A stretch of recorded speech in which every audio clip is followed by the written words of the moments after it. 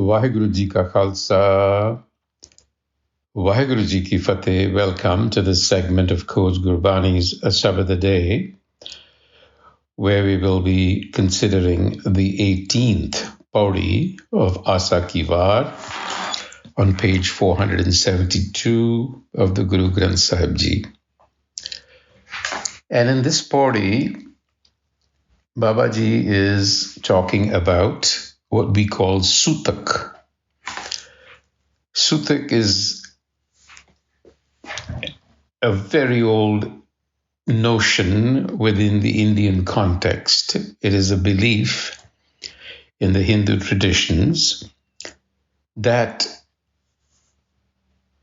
the reproductive cycle of a woman is accompanied by defilement or impurities. And so they tend to defile the house, the kitchen, that needs to be cleansed. So there is a period of time when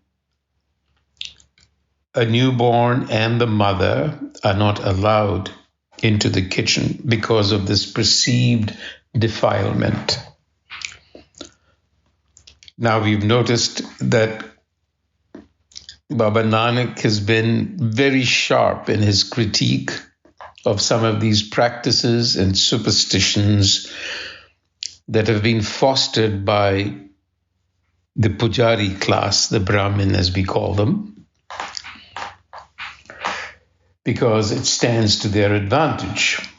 Because if you declare a newborn and the mother to be contained with sutak or impurities or defilements, then lo and behold, they have to be cleansed. And who else to do the cleansing but the Brahmin himself? So you see the self-serving argument here, the discussion. The Brahmin has an interest in perpetuating this kind of thought. So that's really the subject matter of this pauri, is this notion of sutak, which, as I said, according to Hindu tradition, is caused by a death or a birth in the family. So any reproductive process, the process of life, if you will, and that is the point that the Guru is making. He begins by saying, जेकर सूतक मन्निए सबत सूतक होए गोहे अत लकड़ी अंदर कीड़ा होए. जेकर सूतक मन्निए, जेकर, if we सूतक मन्निए are to believe that the natural reproductive process of birth and that of death is defiling, jekar sutak maniye, then you will have to admit that such defilement is present everywhere and at all times. That's the logic that Guruji is presenting to us. Sabate sutak hoye, jekar sutak maniye, if we concede that there is defilement in the birthing process, then sabate sutak hoye, you will have to admit that there is sutak everywhere. Why? Because gohe ate lakdi andar keeda hoye. Because in the cow dung or the wood, there is the presence of life in the form of insects and worms that are reproducing within the cow dung and wood. So you see, you can't just confine it to the birth of a child, because then you would have to say it is all pervasive. And then the Guru goes on to press his point. He says, Jete dane an ke jiya baaj na koe. Jete dane an ke. As many particles of food there are, dane, little particles of grain, As many particles of grain there are, jiya baaj na koi, none is without life. Ji is life. Jiya baaj na koi, none. It's everywhere. Pehla pani jiyo hai, jit harya sab koi. This exists in water, life, which is the source of all life. And it is because of this that life blossoms. Jit harya sab koi. So the Guru then says, what are we to do? How do we remove this impurity? Sutak kyon kar rakhiya? Sutak paver soy. Because it exists in your kitchen already. The new mother is not going to inject it into your kitchen, is the point. It's there. So how do you remove it? Nanak sutak evana uttara. This is not the way to be removed. Which way? The way of ritual. You can't just ritual away this defilement, as you call it. Gyan utare toy. It is cleansed by knowledge. In other words, you cannot just buy into superstition, and you should be committed to gaining more and more knowledge. That's the point in this salok. In the second salok, the Guru now is internalizing this to qualities, because recall, in Sikhi it is all about virtue and qualities and wisdom, knowledge. So he turns this inward. He says, let's look at the mind.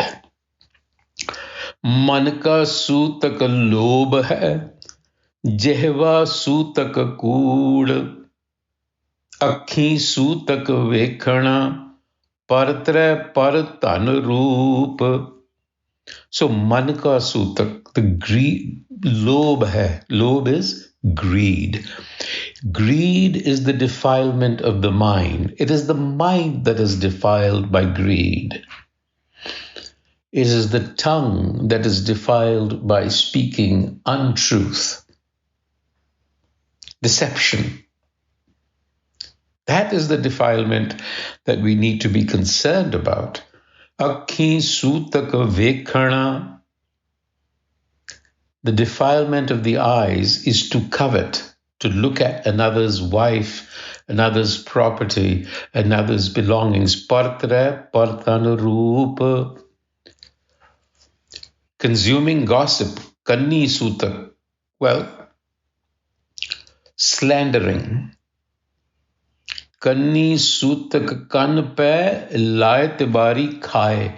Lai tabari, gossip, khai, to eat, literally to eat, or to listen to gossip, to slander. That is the defilement of the ears. It defiles the ears. Nanak hansa admi badde jampur jai. Now here, Babaji gives us an insight. He says, the human being is really undefiled in its origins. Our source is not defiled. It is like a hans, a pure swan. A hans, a swan being a symbol of purity. So your self that is within you is not defiled. It is the mind, the ego, that has become defiled through these tendencies. It has become shackled. Badde jampur jai. So it has become shackled to the wheel of time. It has become aware of past, present, and future, and desire. And so there starts this cycle. So the Guruji is giving you a hint. It's the defilement of the mind. The mind lives in time. Time is an illusion of past, present, and future. It arouses desire. And you then get caught and trapped in this vicious cycle. So now the Guru delivers another punch. He says, Khana Pina Pavitra Ditton Rijik Sambahe Nanak Jinhi Gurmukh Bujya Tinha Sutak Nahi.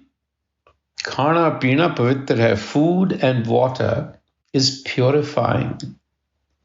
It's purifying. Ditton Rijik Sambahe. It is given as provision for sustenance. Now, how is food purifying? It's considered purifying because it renews life. It supports the physical body. It fosters mental clarity and emotional balance. If you don't get enough food, you will lose your balance. And therefore, it plays a very significant role in spiritual development. So you have to maintain your overall being, and food and water are, in that sense, purifying. So the Guru now concludes the second slok by saying, Nanak, jinhi gurumukh bujya, tinha sutak nahe. Tinha sutak nahe, they do not buy into this superstition of sutak. Who are they? Jinhi gurumukh bujya, who have discernment of the Guru, the wisdom of the Guru. For them, Sutak does not exist. They understand that this is all part of a natural process. And that is what the Pauri sums up. The Pauri says, Satgur Vadda Karasalahiya, Jis vich Vadiya Vadiyaiya. Satgur, know the Satgur and know it to be worthy of adoration. In other words, turn your mind away from mindless ritual, from mindless superstition, to the Satgur, that pristine knowledge that is woven into the texture of your being. Because jis vich vadiya vadiyaiya, within it are the greatest virtues. That is where you need to turn your attention to. Sehmeleta nadari anya. So the Gur will lead you to realization of the self, and that will give you a vision, clarity about life and how to live it. Jat supana ta mane vasanya. So cultivate those virtues, emulate those virtues, and have them abide in the mind. That will be pleasing to the self. Jat suparna ta manavasanya, to yourself. Kar hukam mastak hath tur vicho mar kadiya buriyaiya. Kar mastak, putting hath, tar mastak, putting the hand on the forehead simply means to give that individual knowledge and wisdom of hukam, an understanding of how hukam, the natural order, operates. And that is how you banish the evil of superstition, mar kadiya buriyaiya, the evil of these superstitions. So tutte navnadapanya. So this is an exercise in love. Our self has given us of itself out of love. And we need, through adoration and good wisdom, adopt those virtues. Comforts will come that way. So it's a matter of ridding yourself of blind faith, blind superstition, but opening your mind up to knowledge.